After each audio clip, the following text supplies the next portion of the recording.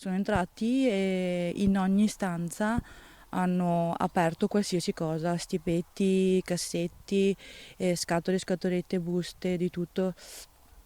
E quindi hanno trovato tutto l'oro di famiglia e l'hanno messo dentro uno zaino e se lo sono portati via. È ancora sotto shock Elena Panizzo dopo il furto subito.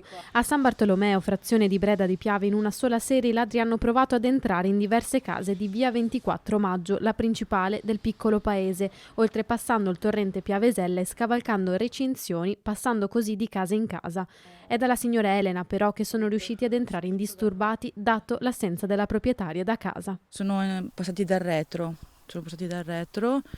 perché c'era anche una rete sul confine col vicino rotta e quindi immaginiamo che siano passati da là.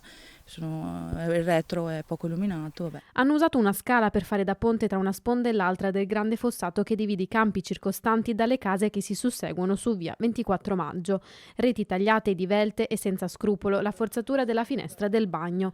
Un serramento vecchio al quale non era stata messa la sicura prima di uscire di casa è bastato affinché i malviventi con un colpo secco sfondassero l'infisso per entrare nell'abitazione. Sono entrate delle persone in casa mia senza il permesso, come mi sento così, e hanno portato via dei ricordi di famiglia importantissimi.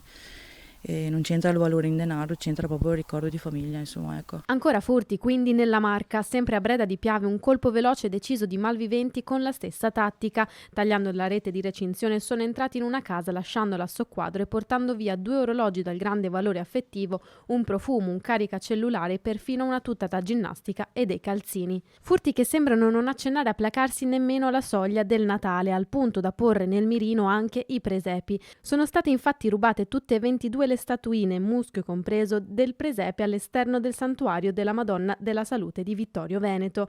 Indignati i fedeli di Cossa e dell'intera unità pastorale di Serravalle hanno sporto denuncia ai carabinieri affidando a un post Facebook l'appello. Chi le dovesse rinvenire è pregato di avvisare la parrocchia o i carabinieri, conclude il post. La parrocchia di Costa auspica che chi ha compiuto tale furto si ravveda e riporti al proprio posto tutte le statue.